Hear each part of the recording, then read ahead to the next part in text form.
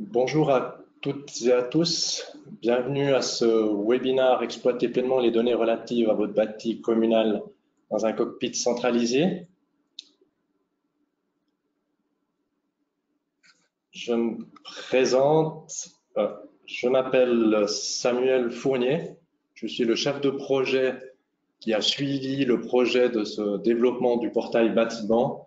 Et je suis également co-directeur de l'unité administration publique.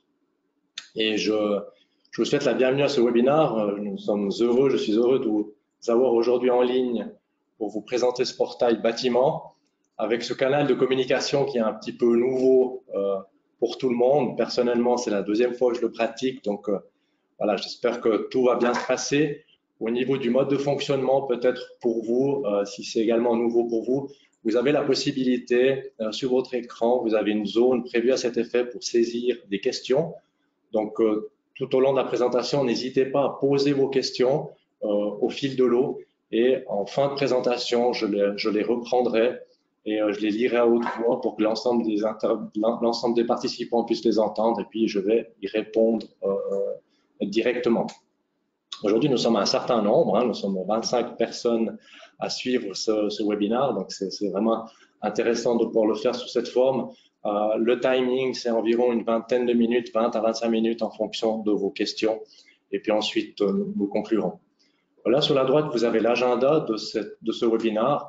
Donc, la présentation du portail bâtiment, tout d'abord son concept, ensuite, les réponses et les bénéfices qu'apporte le portail bâtiment à votre administration communale. Ensuite, on passera en live pour la plus grande partie de cette présentation. Et pour finir, nous passerons à la partie des questions. Pourquoi un webinaire sur ce sujet? Nous constatons qu'il n'y a pas une semaine qui se passe sans qu'une administration communale se pose des questions ou doit adresser des réponses à des questions relatives au portail, à des données du bâti, des données de son bâti du territoire communal, que ce soit sur la mise en œuvre d'une nouvelle taxe ou d'un nouveau règlement de taxe, que ce soit pour la forfaitisation d'une taxe de séjour, que ce soit pour la mise en œuvre de la stratégie énergétique 2050 par la mise sur pied ou la proposition d'un programme de subvention à ses citoyens, que ce soit simplement par le suivi des autorisations de construire et des suivis de construction dans le cadre des lois contraignantes de la Lex Weber et de la LAT, que ce soit dans le suivi des indicateurs clés, les taux d'occupation de logement, le taux de résidence secondaire pour votre administration communale, pour votre territoire communal, mais que ça soit également tout simplement quels sont les bâtiments que je dois relever, quels sont les bâtiments que nous devons taxer ces prochains jours. Donc, on va essayer de voir rapidement, au travers de ce webinaire, comment nous, groupe T2I, avons répondu à ces problématiques-là, principalement par le développement et la proposition de ce portail bâtiment. Il a été proposé en production depuis l'automne passé. Et là, actuellement, on a un peu plus d'une dizaine d'administrations communales qui l'utilisent en production.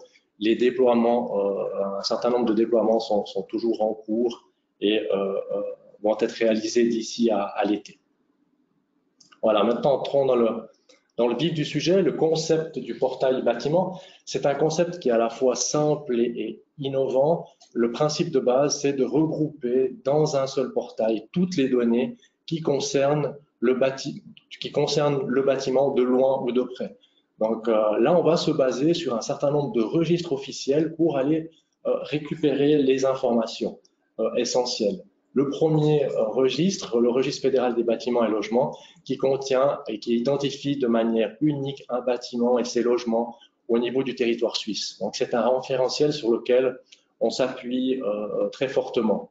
Autre référentiel important, votre module de contrôle de l'habitant, où l'ensemble des personnes qui arrivent dans votre commune, des ménages qui arrivent dans votre commune, sont enregistrés dans un égide EWID, et c'est des informations qui sont vraiment vitales en termes d'occupation. Qui occupe quel logement? Troisième référentiel, très important, le cadastre, où vous allez gérer, où vous y gérez, où est-ce que le canton y gère, le registre foncier, toutes les notions de propriétaire, toutes les notions de propriété, les mutations, les acquisitions, les ventes, de parcelles, de PPE sur lesquelles se trouvent des bâtiments. Autre référentiel également important, les autorisations de construire. Là, on est sur le module distribué par le groupe T2I, mis à disposition et proposé pour les communes. Et là, on suit l'ensemble des dossiers de construction et des transformations des bâtiments. Donc, c'est vraiment important du point de vue du bâtiment de voir comment évolue le bâtiment et comment sont gérés les différents dossiers de construction. Pour la petite histoire, cette autorisation de construire, ce référentiel est lié également au RECBL et va communiquer automatiquement les informations au RECBL.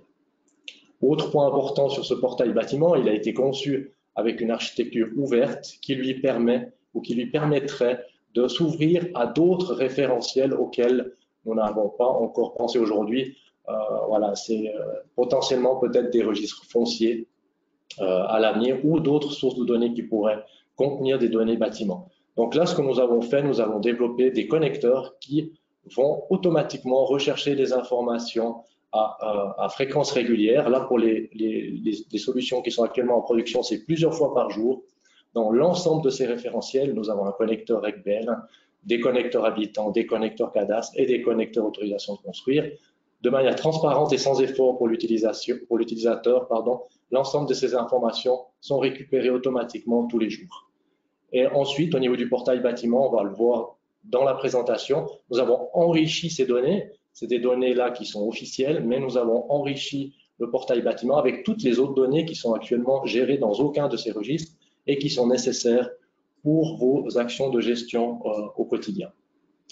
Voilà le concept sur lequel repose le portail bâtiment.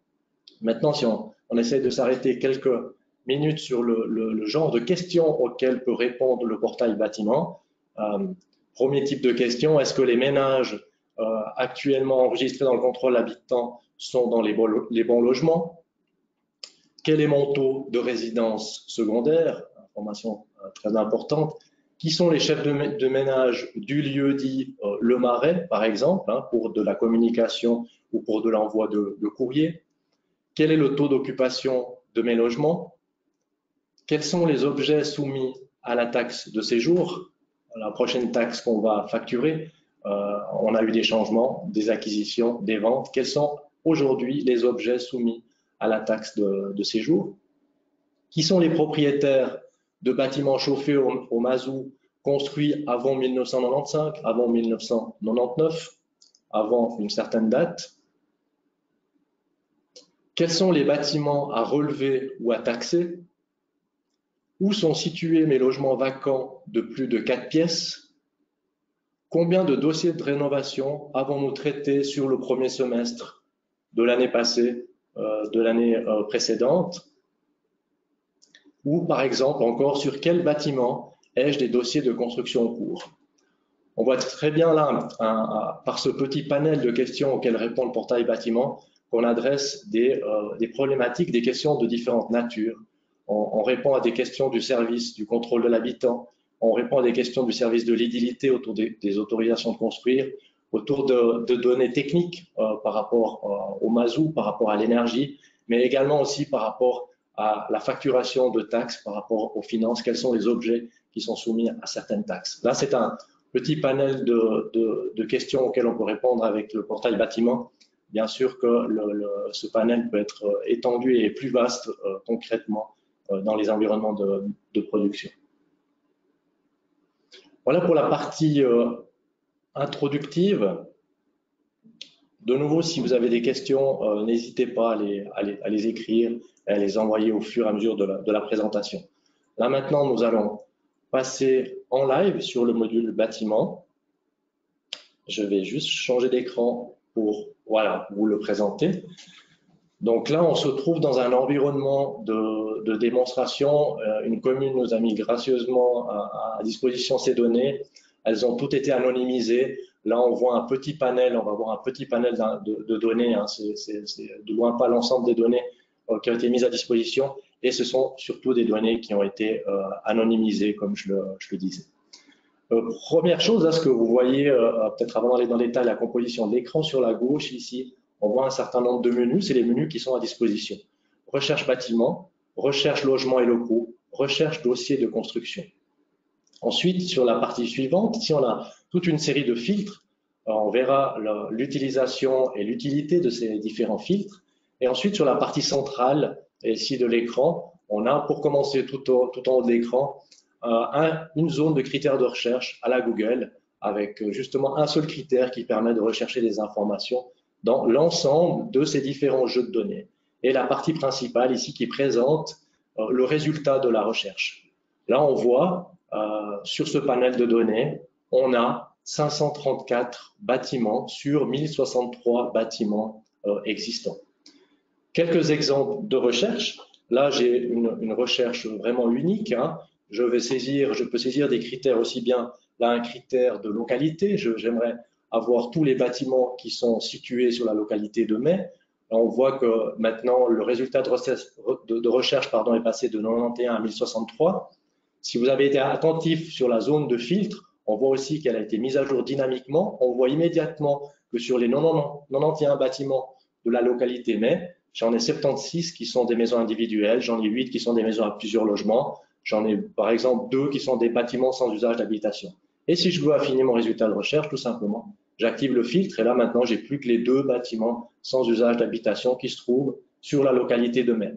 On voit là la puissance de recherche et la facilité de recherche avec ce critère unique et tout simplement ces filtres dynamiques qui se mettent à jour en fonction du résultat de la recherche. Bien sûr, je peux également rechercher des bâtiments par rapport à une rue, par rapport à une adresse, sur moi l'ensemble des bâtiments qui se trouvent sur la rue de Beaulieu. Et là, on peut également faire des recherches qui sont un petit peu plus fines. Là, je vais saisir un critère qui est en fait un lieu-dit. Sors-moi l'ensemble des bâtiments qui se trouvent sur le lieu-dit mon voisin.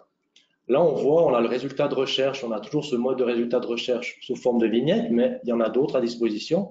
Je pourrais très bien avoir ce résultat de recherche sous forme de liste. Et là, j'ai des informations complémentaires.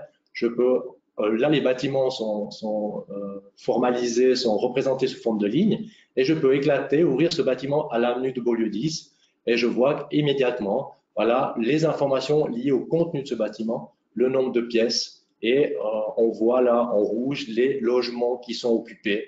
Voilà, un 2 pièces de 60 mètres carrés au quatrième étage qui est occupé. Donc ça, c'est une présentation qui est légèrement différente du résultat de recherche. Ici, si j'ouvre par exemple l'avenue de Beaulieu 3, on voit en un coup d'œil qu'ici, sur ce bâtiment, on a 3 logements qui sont disponibles. On a 2 une pièce qui sont au rez de 15 mètres carrés et également un 95 mètres carrés au quatrième étage qui est disponible.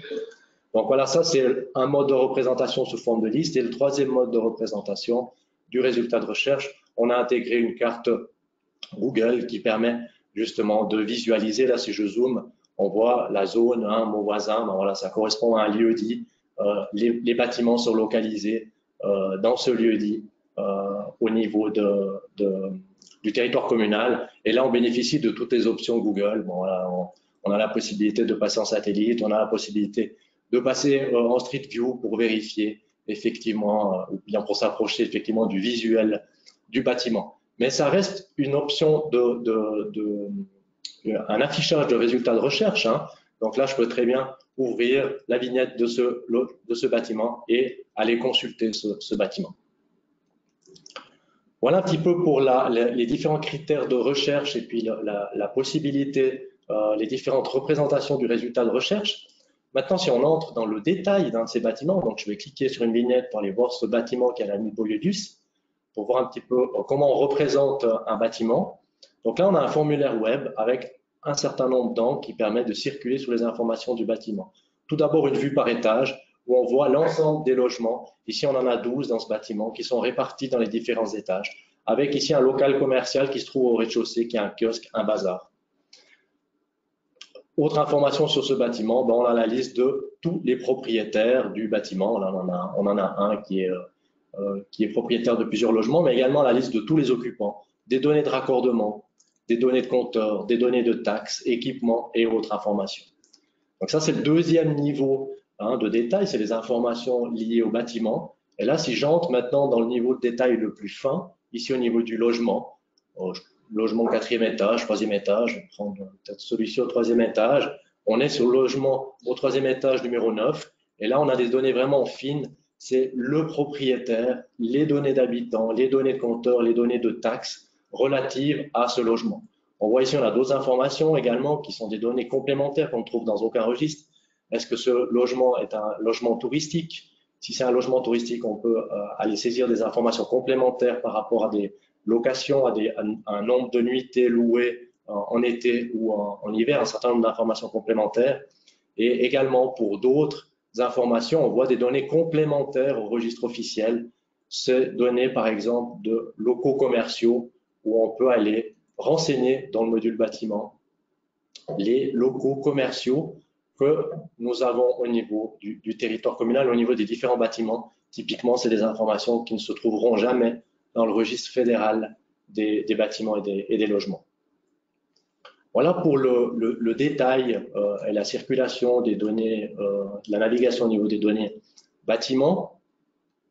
Si je reprends la partie de recherche, là on voit j'ai fait une recherche localité, adresse, lieu-dit.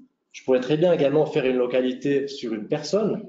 Je cherche sur l'ensemble des données bâtiments, les bâtiments où Fournier est soit propriétaire ou locataire. On voit qu'on retrouve immédiatement 4 bâtiments donc, où ce Fournier est propriétaire ou locataire.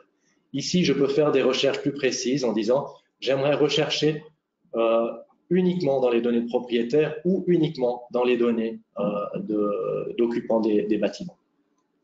On peut également faire des recherches sur des taxes. J'aimerais rechercher l'ensemble des bâtiments soumis à la taxe d'eau. On en a un petit nombre au niveau de ce set de données de test.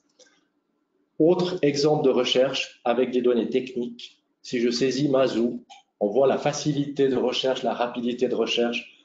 En un clic, je retrouve les 120 bâtiments de mon territoire communal qui sont chauffés au Mazou. Voilà pour la navigation et les différentes possibilités de recherche. Maintenant, quelques exemples, quelques cas concrets qu'on aimerait illustrer ce matin.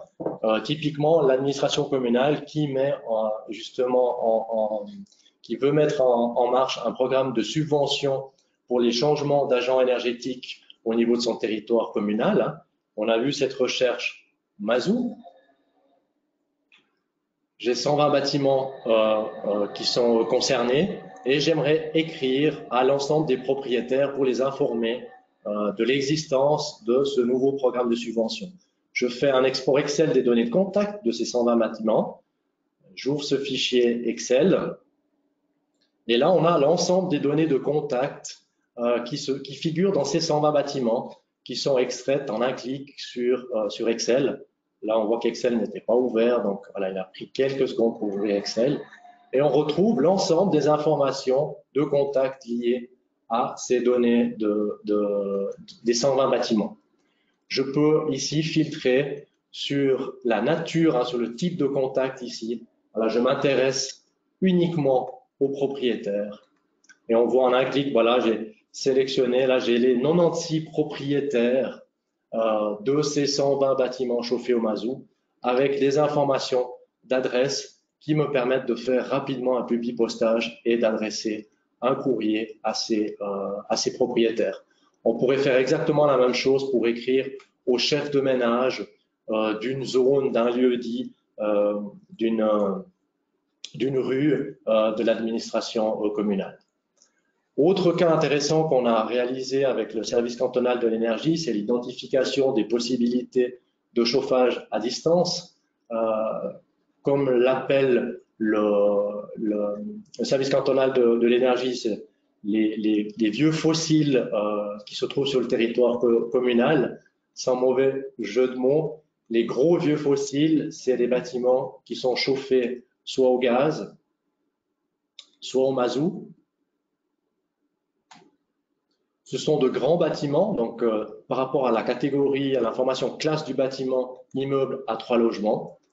Et la qualification de vieux pour le service cantonal de l'énergie, c'est les bâtiments qui ont été construits avant 2000, donc construits entre le 1-1-1900 et le 31-12-1999. Et là, on voit en quelques secondes, hein, en ayant coché 3 filtres et en ayant saisi une date, on retrouve très facilement et très rapidement, là j'ai 46 bâtiments qui sont chauffés à énergie fossile et qui ont été construits avant 2000. Et si je me positionne sur la couche cartographique, on peut assez rapidement voir où nous avons du potentiel pour développer des projets de chauffage à distance. Là, on voit 3 bâtiments qui sont très isolés. C'est certainement pas là qu'on a du potentiel pour du chauffage à distance. Par contre, si je me rapproche un petit peu de cette zone, on voit là, dans les différentes plastiques, on a beaucoup plus de bâtiments. Ici, on a un nombre plus important de 10. Et si je me concentre sur cette zone-là, voilà, en quelques secondes, on voit qu'on peut déjà identifier du potentiel, des zones potentielles d'études pour la mise en œuvre d'un chauffage à distance. Actuellement, pour une administration communale, c'est clair que ça demande beaucoup plus de ressources et voire même des ressources externes de bureaux d'experts pour analyser ces situations. C'est clair qu'en partant de ce constat-là, maintenant, la commune peut faire un pas de plus et s'adresser à un bureau d'experts, mais cette démarche, elle peut l'initier elle-même sur la base des données du portail bâtiment. Autre exemple de recherche, de cas d'utilisation, cette fois-ci sur les logements et les locaux commerciaux. Donc là, on change de recherche, hein, et là, on a la liste de tous les logements de la commune. Ici, on voit 2166 logements sur le territoire communal. On voit en un clin d'œil quels sont les logements qui sont occupés, quels sont les logements qui sont libres. Si je veux rechercher tous les logements libres de 4 pièces et demie qui sont ouvrés en fonction des différentes demandes ou de la demande qui m'a été adressée, on voit en quelques clics qu'on trouve les 64 logements concernés. Et de nouveau, avec ces filtres mis à jour automatiquement, on sait qu'on en a 37 dans des maisons individuelles, 23 dans des maisons à plusieurs logements. Voilà, si je m'intéresse à ces maisons individuelles, je clique ici, j'ai toujours ces possibilités d'export pour aller voir les informations des propriétaires et surtout aussi la localisation, où se trouvent ces logements qui sont disponibles, qui sont de 4 pièces et qui sont ouvrés. Donc là, vous voyez la puissance de recherche et d'interaction avec ces différentes données, le fait d'avoir mis les données techniques d'occupation de propriétaires au même endroit. Finalement, une autre recherche aussi, c'est la recherche des dossiers de construction. Donc, on a des données de bâtiments, mais ces données de bâtiments, ces bâtiments évoluent, hein, sont transformés. Là, on a l'ensemble des dossiers de construction gérés par l'administration communale. Ici, on a un panel de 151 dossiers. On a la possibilité ici d'aller voir où se trouve ce dossier, à quelle étape de traitement se trouve ce dossier. Il y a l'étape de décision. On a la possibilité d'aller consulter des préavis, des oppositions avant, sans rentrer. Donc là, je vois une invalid date par rapport aux données de test qu'on a. Ici, voilà, je peux voir que sur ce dossier-là, le secrétariat cantonal des constructions a donné un préavis positif au 13 juillet, avant même d'entrer dans le dossier. Et si je viens cliquer sur ce dossier, je peux visualiser les informations de ce dossier, les acteurs, les objets, les localisations, les notions de danger, de distance, ainsi de suite. Donc, le détail du dossier de construction. Et là, la même puissance de recherche, si je veux ressortir tous les dossiers qui ont été, par exemple, mis à l'enquête, qui ont été publiés au bulletin officiel l'année passée, l'utilisation ici de l'histogramme. Sur 2018, j'en ai publié 24.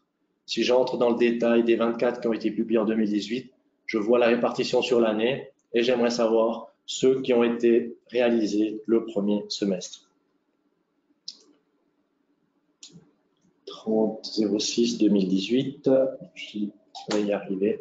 Et voilà, en quelques clics, on trouve ces 19 dossiers qui ont été publiés le premier semestre 2018 et je peux extraire ces informations au niveau d'Excel. Là, je ne l'ai pas montré au niveau de la navigation. On interagit aussi avec ces données de dossiers de construction. Ici, on voit sur ce bâtiment Place de la Gare 2, j'ai un petit bouton ici qui m'indique qu'il y a un dossier de construction sur ce bâtiment. Avec ce bouton, je peux aller consulter directement le dossier de construction et ensuite revenir sur les données du bâtiment. Donc voilà pour cette rapide présentation en live du programme du portail bâtiment. Je vois qu'il y a quelques questions qui ont été posées. On les parcourra dans quelques minutes. Je vois aussi que j'ai dépassé un tout petit peu au niveau du temps. Je reviens sur la présentation, simplement pour vous résumer maintenant les différentes possibilités, quels sont surtout les apports du portail bâtiment pour votre commune. Tout d'abord, on l'a vu, là on l'a constaté, un accès facilité à l'information vraiment très très puissant par deux facteurs, un moteur de recherche justement très très puissant et le fait d'avoir regroupé toutes les informations liées au bâtiment dans un seul endroit. Ce que je n'ai pas dit, c'est que l'ensemble de ces données sont mises à jour automatiquement 2 fois par jour. On fait une arrivée, un départ dans le contrôle de l'habitant et ces données sont automatiquement à jour dans le portail bâtiment. Référencement de données complémentaires, on a vu les locaux commerciaux, les locaux qui sont utilisés à des fins de location touristique, mais bien d'autres informations également qui peuvent être saisies, comme les raccordements, comme la soumission à des taxes, comme des données de compteurs qui peuvent être complétées au niveau de ce portail bâtiment. Également des tableaux de bord bâtiment, on n'a pas le temps de les parcourir ce matin, mais on a toute une série de statistiques qui peuvent être éditées, qui peuvent être analysées sur la base de ces données. Et finalement, une optimisation des actes de gestion. Voilà, on a vu au travers de quelques exemples ce matin des programmes de subvention, la facilité pour la facturation de taxes et la gestion au quotidien du bâti pour l'administration communale. Voilà pour la présentation. J'en ai terminé avec cette partie. Je vais maintenant peut-être voir la partie questions. Il y en a 4 qui ont été posées. Je ne sais pas si vous les voyez à l'écran ou bien pas. Je vais les prendre. Est-ce que le module SI est lié?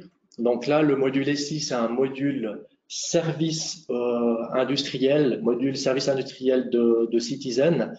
Donc là, actuellement, le cadastre Citizen est lié, le contrôle habitant Citizen est lié. Par contre, le module SI n'est pas encore lié au portail de bâtiment. Mais c'est un des connecteurs qui est en analyse de notre côté. On l'a vu, hein, on a des données de compteurs qui se trouvent au niveau des logements ou au niveau du bâtiment. Ces informations-là figurent déjà dans le module SI et nous sommes en train d'analyser pour la future version du module bâtiment le connecteur ou les connecteurs avec le module SI. L'idée, c'est aussi de récupérer les index qui sont saisis, qui sont récupérés au niveau du module service industriel pour également les consulter au niveau du module bâtiment. J'espère que j'ai répondu à la question. Deuxième question, est-il possible d'importer la liste fournie par Sierra Énergie des bâtiments raccordés au gaz? Est-ce qu'elle peut être importée? Alors voilà, ça c'est effectivement une question qui est intéressante. On démarre sur un module bâtiment avec un certain nombre de données officielles. On a ajouté des informations complémentaires. D'aller saisir manuellement, de renseigner manuellement l'ensemble de ces données complémentaires, c'est un travail titanesque et ce n'est pas l'objectif. Là, on a un certain nombre de requêtes SQL qui permettent, ou de batch, qui permettent d'aller récupérer des informations ou de mettre à jour, d'introduire des informations dans le portail des bâtiments. Donc oui, c'est possible sous certaines conditions. Bien évidemment, il faut qu'on ait l'égide, l'identifiant du bâtiment et simplement qu'on ait l'information de codification de raccordement au gaz. Si c'est un 1 raccordé au gaz, 0 pas raccordé au gaz par exemple, ça peut complètement suffire pour récupérer ces données dans le module bâtiment. Autre question? Alors, j'ai un petit souci pour visualiser les questions. Alors, est-il possible d'importer la liste fournie par... Ouais, ça, c'est la question que je viens de traiter. Pardon, j'ai un petit peu de peine à manipuler la liste des questions qui arrivent. Est-ce que le module de SI est lié? Ça, j'y ai déjà répondu. Question suivante. Est-il possible de créer un lien sur un géoportail communal et QGIS en lien... Là, j'arrive plus. En lieu et place de Google Maps? Oui, tout à fait. C'est déjà une question qui nous a été, un besoin qui nous a été adressé par une des premières communes qui l'a utilisé. Donc là, on est en train d'analyser l'interface qu'on veut faire avec le système SIT utilisé par l'administration communale. Ce ne sera pas forcément en remplacement de Google Maps. Voilà, il y a la variante on remplace Google Maps, ou il y a la variante de cohabitation de ces deux interfaces qui adressent des besoins qui, c'est vrai, qui sont un tout petit peu différents. Là, il y a une analyse qui est en cours et très prochainement, je pense que ce sera tout à fait possible de s'interfacer avec un système SIT existant dans une administration communale. C'est clair que ce travail-là va nécessiter un petit peu de développement. On a une interface, on va mettre une interface standard de notre côté, du côté du portail bâtiment, mais ça va dépendre effectivement aussi du système SIT utilisé par l'administration communale. Autre question, est-il possible de créer un lien? Ça, je l'ai déjà dit. Pardon. Est-ce que les données RECBL sont automatiquement reprises dans le portail? Alors oui, tout à fait, ces données, elles sont automatiquement reprises. On les reprend en deux lots, en deux fois, si je veux dire. La reprise initiale, où on reprend l'ensemble des données. Et ensuite, on a ce connecteur qui va 2 fois par jour récupérer les informations du RECBL et identifier les différences, les changements de données qui auraient eu lieu dans les données bâtiments, dans les données d'entrée, dans les données de logement, pour les injecter, pour les mettre à jour dans le portail bâtiment. Ces connecteurs sont planifiés automatiquement. Il n'y a aucune démarche, aucune action qu'un utilisateur doit réaliser. Aujourd'hui, ces connecteurs sont schedulés, tournent pendant l'heure de midi et tournent en fin d'après-midi, de sorte à avoir en permanence l'information à jour par rapport aux changements effectués dans le RECBL. Mais c'est également vrai avec le contrôle de l'habitant et avec le cadastre.